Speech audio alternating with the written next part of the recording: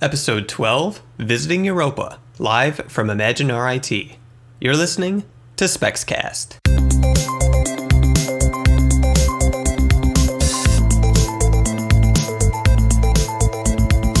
Hey everybody and welcome to SPEXcast. I'm Phil and today we have a very special episode for you all. On Saturday, May 7th, the Rochester Institute of Technology was open to the public for ImagineRIT, an event where all the university's clubs, departments, and organizations could show off all the cool things they've been working on this year.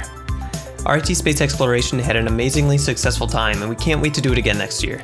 During the event, SPEXcast had the opportunity to record an episode in front of a live audience.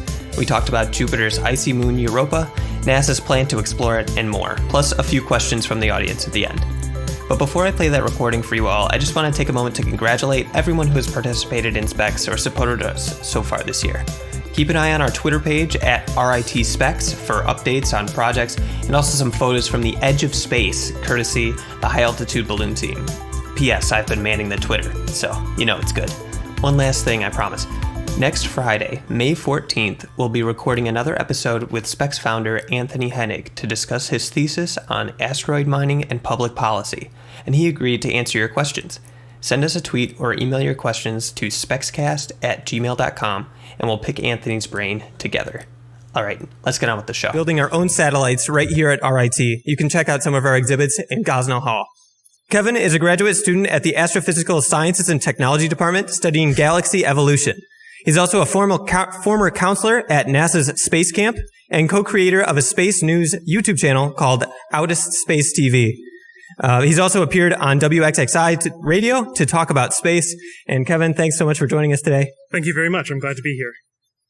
So over the next half hour, we'll talk about Europa itself, why it's really cool, proposed missions to go there, and at the end, we can have a little Q&A session. We should have a wireless microphone to pass around the audience. We also have Twitter, so if you tweet us at RIT Specs, we can answer your questions, and you don't have to worry about coming up to the microphone if you don't want to. Yeah. So let's begin. How many of you in the audience know about Europa? Okay, so Europa...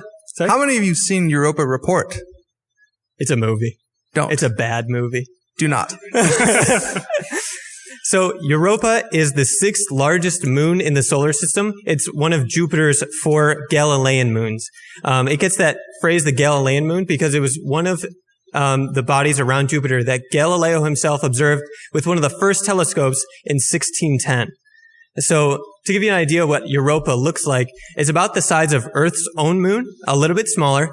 It's really white and bleak, and it's covered in these deep reddish-brown cracks. And so beneath it, that whitish color comes from the fact that it's covered in ice. So it's really cold and way out there in the solar system, but it's covered in water that's frozen on the surface. You can jump in anytime, Kevin. Exactly. So the reason why it has that cracked surface is that it's not just, Europa sitting there alone. Europa is pretty close to Jupiter, close enough that Jupiter's gravity is noticeably different in between the close side and the far side of Europa. This creates a bit of stretching between the two sides. And as Europa rotates, well, that stretching kind of makes the surface of Europa a mess. All those ice sheets crack and get slightly moved. And also this stretching warms up subsurface water, which can then rise up in between those cracks and erupt. They're called cryovolcanoes, so ice volcanoes. And then this water ice will resurface the surface of Europa. Yeah. So that flexing and pulling works in a lot of the same ways that make the tides here on Earth. So we see the oceans on Earth stretching and receding. That's Earth and the moon reacting with each other. Well, Europa interacts with Jupiter in a similar way. So that crust is still 10 miles thick, and observations have shown that those oceans are churning and interacting with the seafloor. And that is really similar to the way Earth's oceans act. So it's really, really cool. And what do we see in Earth's oceans? Life. So that's one of the main reasons why Europa is so interesting to us in terms of space exploration. A simpler analogy to maybe think about Europa is it's like kneading a ball of clay. So as it orbits around Jupiter, it's constantly being, restructured, and that heats up the center of it, which melts all that ice because it's so far away from the sun. Otherwise, it would be a solid block of ice. Yeah, and you might say, okay, cool, let's go, but it's not that easy. I just want to give everyone in the audience a sense of scale for the things we're talking about. So we said Europa is the size of the moon, and we kind of know how big that is, right? Well, light takes 8 minutes from the sun to get to Earth. It takes 35 more minutes at light speed to get to Europa. So it's really, really far away. And I did some math last night, as nerdy as I am. And if Earth was right here in front of me, the size of a beach ball, Europa would be about the size of a soccer ball in Brockport. So that's a real sense of scale. That's how far away these things are.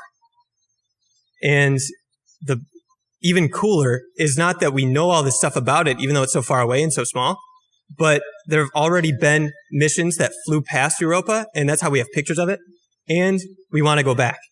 Yeah, and those previous missions gave us the information that we have about Europa, about the subsurface oceans, and also about that churning that you mentioned. It's a really interesting story about how we know that, right? You have this churning subsurface ocean underneath 10 miles of ice. How do you prove that, right? You can't see it. And the way they do that is that with the previous flybys, specifically from the Pioneer spacecraft, Voyager, Galileo especially, which focused on Jupiter, the churning ocean contains salt.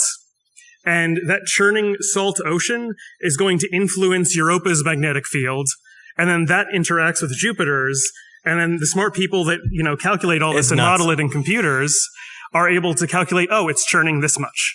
This much is happening. Yeah. And so even looking at it from super far away, like these geysers that we're mentioning, Hubble saw them, right?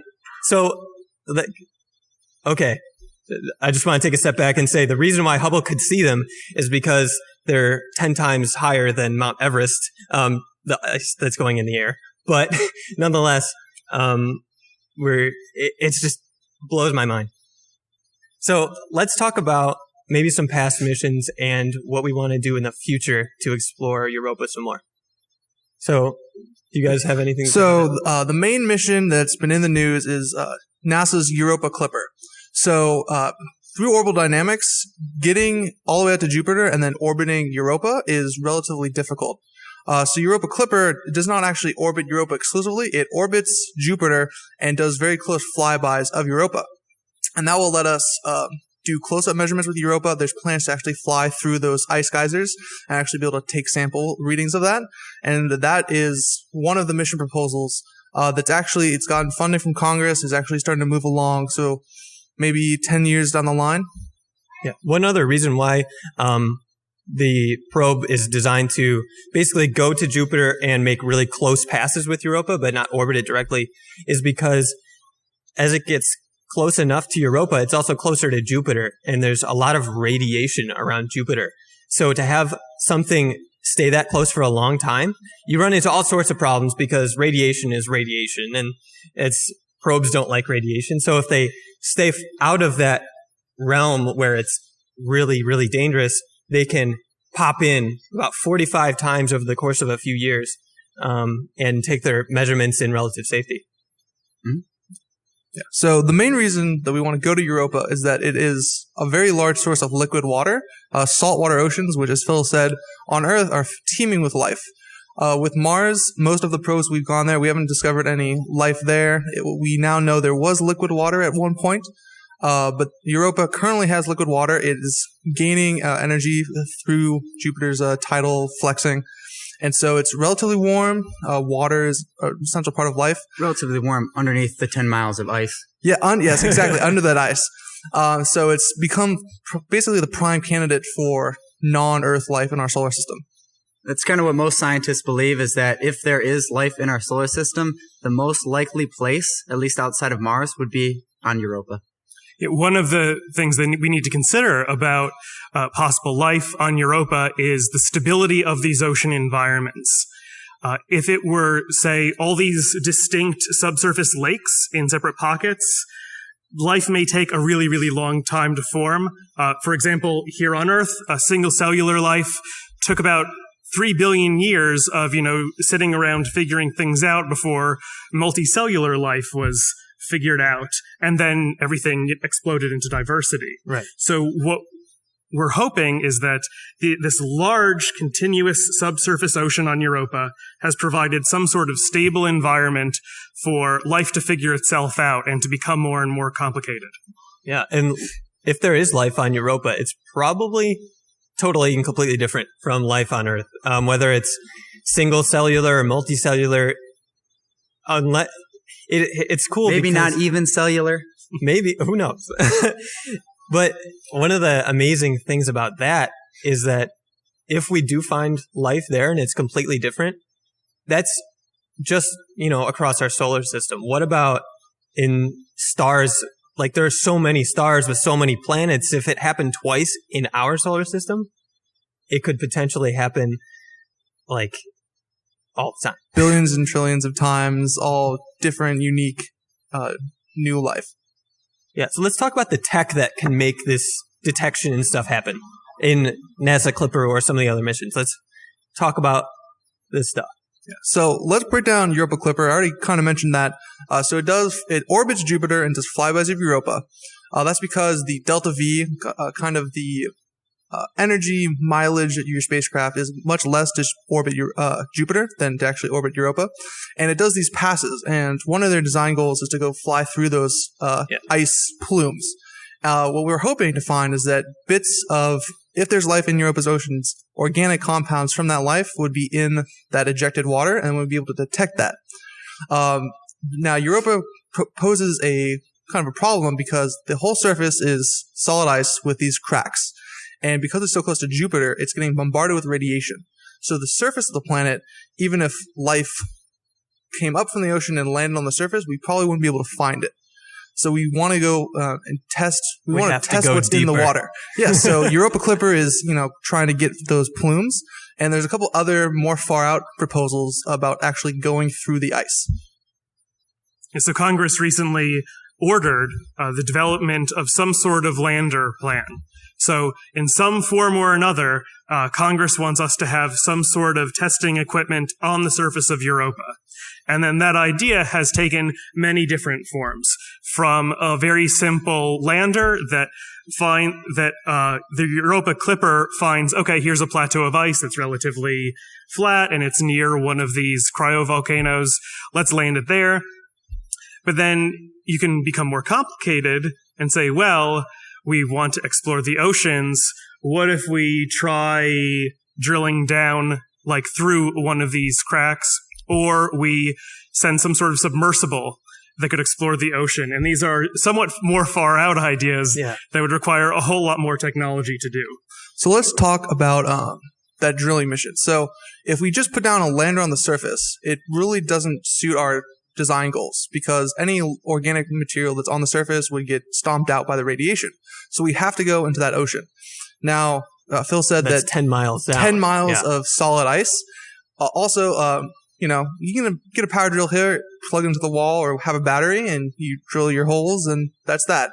When you're in Europa, the main source of power we use for spacecraft is photovoltaic, so solar panels. But the farther you get out from Earth, that light energy, from the sun, that light energy spreads out and become much, much less efficient.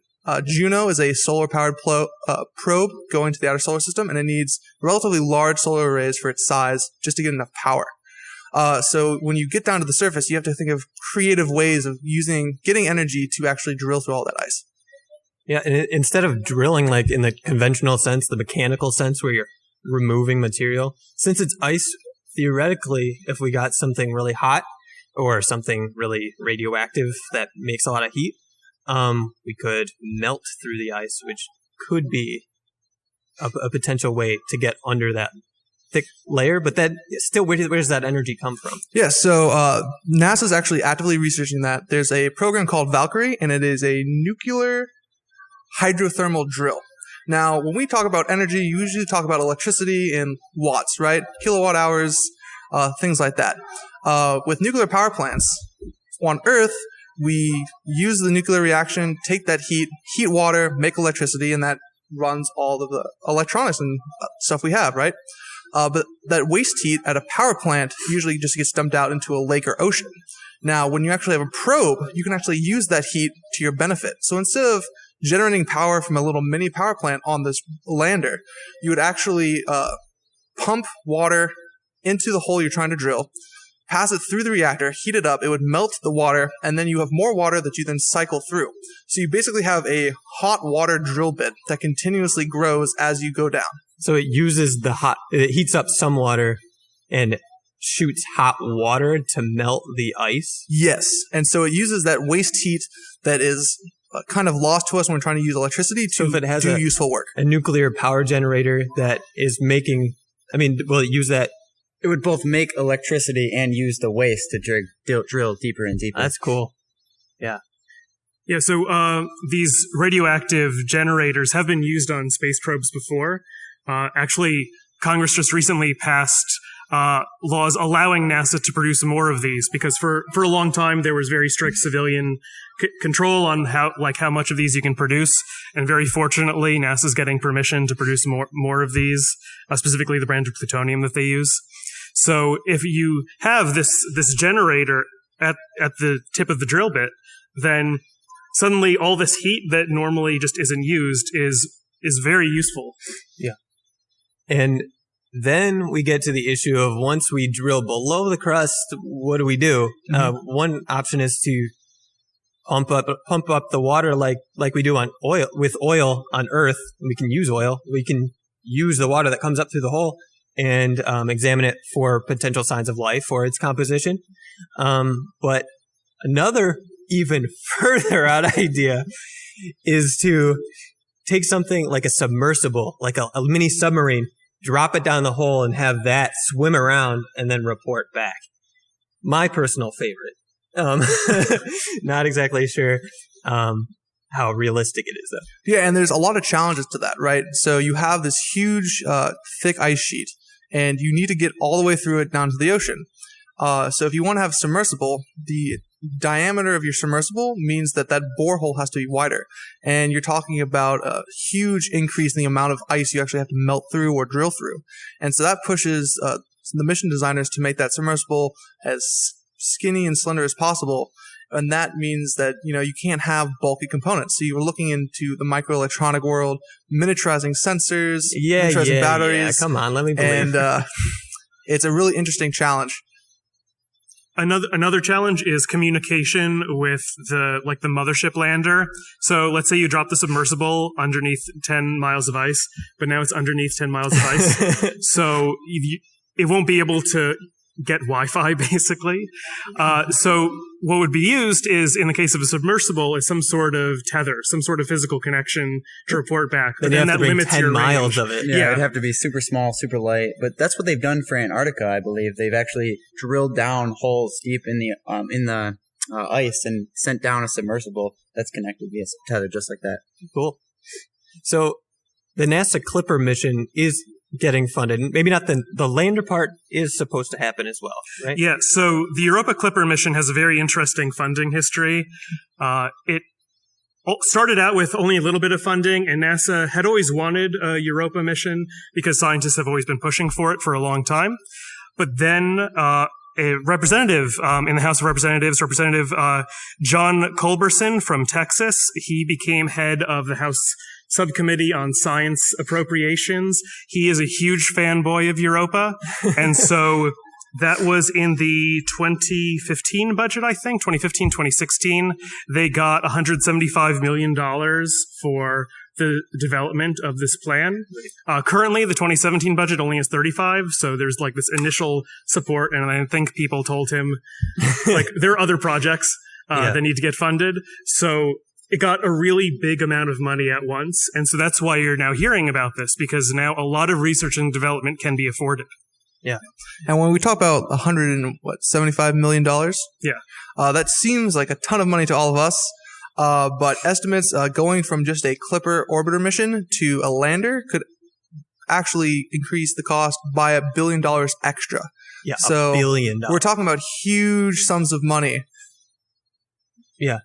And although it is getting funded, and it should take place in the 2020s. So not that far away, which is super exciting to me. And there's also another launch that's slated for 2022, another experiment, which is from the ESA, the European Space Agency, called the Jupiter Icy Moon Explorer, or JUICE. But that's not going just to Europa. It's going to other icy moons around Jupiter, looking for life again. And that's for 2022. So there is this huge push to see what's out there with Europa, and I'm very, very excited. Yeah, the gas giants and the ice giants in the outer solar system are criminally understudied compared to the inner solar system planets. So it's always good news to see funding going towards them. Yeah. One of the big challenges, Phil mentioned that it takes 35 light minutes for us to get from Earth to Europa. That means radio communications one way is 35 minutes, which means pretty much everything you do is autonomous. And so when we talk about the submersible, not only do you have to land on Europa, not only do you have to drill through all the ice, get the submersible down there, then it needs to operate autonomously under 10 miles of ice, connected by a very thin wire all the way up to the lander. And then it has to, if it wants to send anything back, that's power that it can't use for everything else. Mm-hmm. And this is all after it takes 3 to 6 years to get there after launching from Earth. So, all right. So I think that's all we have for this episode, but there should be a microphone right up here. We're going to take questions. Let's check the Twitter. Yeah, I'm monitoring it. Something comes up. RIT Specs. Yes, so RIT Space Exploration has our Twitter account, RIT Specs. We also have SPEX. Yes. We also have a Facebook page that promotes all of our projects. And SPEXcast, we have 11 episodes so far. We're on iTunes, Google Play Music supports podcasts, Stitcher, etc. If you have your own favorite podcasting app, you can actually search for SPEXcast. You'll find our homepage, and you can manually add the RSS feed yourself. We usually post every week, Wednesday mornings, for a variety of topics. In the past, we've interviewed the CCRG on gravitational waves. We've talked about colonizing the moon or colonizing Mars. We did a nice little book club episode on Brave New World. So we do a variety of topics, most of the time space themed. Yeah. And as for the Twitter account, I've been manning that all day. So the most recent tweet is a picture of the sun that's right outside Gosnell Hall. I actually put my phone behind these certain glasses and took a picture of the sun and looked at it directly, which is pretty fun. So, shameless advertisement. If you want to look at the sun safely and not burn out your eyes, there's the Astrophysical Sciences and Technology Department exhibit, which is by the greenhouse along the south wall of Gosnell. Yeah. Kevin's manning that station too. So, a little bit of cross promotion here. But, yeah. And if you haven't been to the main Specs booth, we have pretty much the entire first floor of Gosnell. So that's a left at the Infinity Quad. We're showing all of the projects we've been working this year. Senior design projects for our CubeSat, potential CubeSat payloads, our high altitude balloon that will be launching tomorrow at 11 a.m. from Parking Lot G, if you want to come check that out. Yeah. And, yeah. All right. Thanks everybody for listening. Oh yeah, we've got a question up here. So the question here was, Europa has all these cracks and ravines that form when the crust cracks. Why don't we put a lander or a probe inside those cracks to get below the surface? That's a really good question. I don't know the answer off the top of my head. I know that the cracks are very short-lived, so they'll be open, for a very short period of time and then close as the water freezes again. So it may be highly variable depending on where on Europa the cracks formed, because in some areas the stretching will be stronger than others. There was a follow-up question. I'm not sure. We didn't catch it on the audio, but I think it's talking about flexible probes and landers rather than wheels. Yes, I've definitely seen plans for, it kind of looks like a tentacle. Robo-squid? Yes, that plan. So it kind of had these interlocking parts along the exterior shell that would allow it to bend.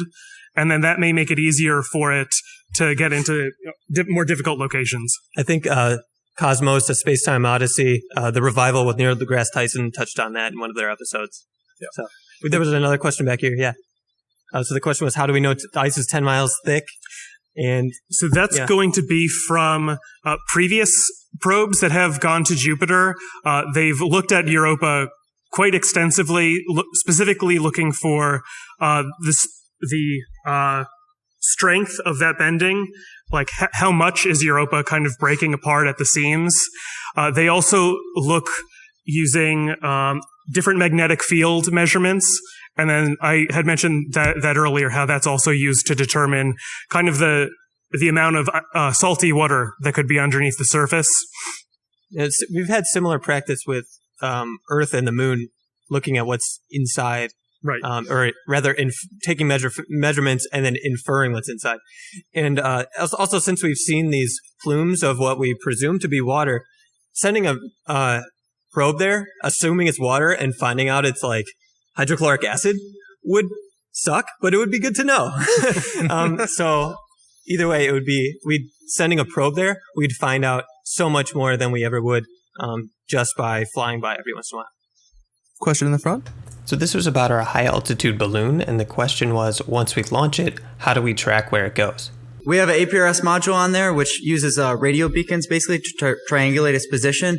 And we expect the launch to be roughly 2 hours. But you never know with wind currents and whatnot. Our last launch in October ended up in Maine, sat in a tree for a couple months, and then a family and her kids found it and graciously mailed it back to us. So you never know. But yeah. Thank you. Sure. One last thing about the high altitude balloon. I just like talking about it. It's going up to 100,000 feet in the air, but it's also taking along with it some experimental hardware for a CubeSat, which is a tiny satellite that our group is working toward building at RIT. And so we've got this plan to deploy solar panels from a 10 centimeter cube. And we have it mounted to the side. We've got a GoPro watching it, and we're going to take it up to and at 70,000 feet. We're going to trigger it, and it's going to deploy. And when we get back the footage back, we'll see how it did. Yeah, so we're hoping to get a shot with our GoPro camera of it deploying, and then in the background seeing, the curvature of the Earth and all that. That would be pretty cool. And the main point is just to test the actual solar panel deployment, because that could eventually be used on a small satellite. Yeah, and you can check out the high altitude balloon that's launching tomorrow at our booth, and a demonstration of the solar panels and the high altitude balloon. They're all there on Gauss now. So, one more question, yeah. We didn't quite catch this question on the audio either, but I think it's asking if people can draw from biology and animals in their lander design. Mm-hmm. Yeah, that's one of the reasons why that whole idea of a flexible, like think of a snake, and if you could, it's about the same diameter as a hole, and you drop it down, and then an eel, if you will, and then it can swim away.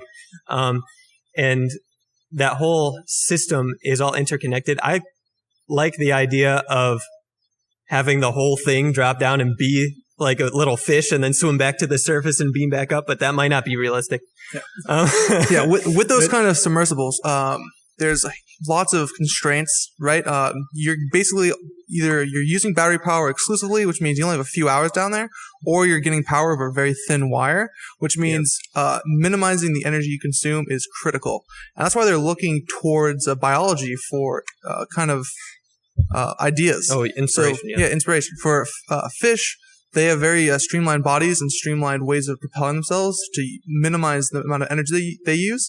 And so trying to design a submersible that has all your sensors that can act like a fish and kind of glide around is something they're actually pursuing. Yeah.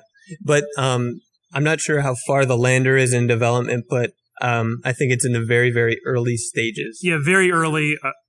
It's very early because the order from Congress just came like in the past year. Yeah. The Europa Clipper, the Jupiter orbiter itself, that's much more along development. They've already chosen instruments to be on that. So the lander itself could turn out to be any one of these ideas. We just don't know yet, and it's up to NASA to decide. So I think that's all the time we have for today. We're SPEXcast from RIT Space Exploration, and joining us today has been Kevin Cooke. Thanks a lot for listening, and enjoy ImagineRIT. And thank you for listening. That wraps up episode 12, talking about exploring Europa live from ImagineRIT. We'll be back next week with another discussion on space exploration, science, and technology with Anthony Hennig about asteroid mining. That's one of our more popular episodes, and it'll be back in excellent quality, I can assure you. We'll be talking about his thesis. It'll be great. Send us your questions at SPEXcast@gmail.com or tweet to us at RITSpecs. And if you want to hear more, consider subscribing to us through iTunes or your favorite podcast app. This podcast is made possible by RIT Specs, a space exploration student faculty research organization at the Rochester Institute of Technology. Special thanks to the Interactive Learning Grant Program for giving us the tools to promote student and faculty engagement outside the classroom. Our music is by Kevin Hartnell. This has been SPEXcast. We'll see you next week.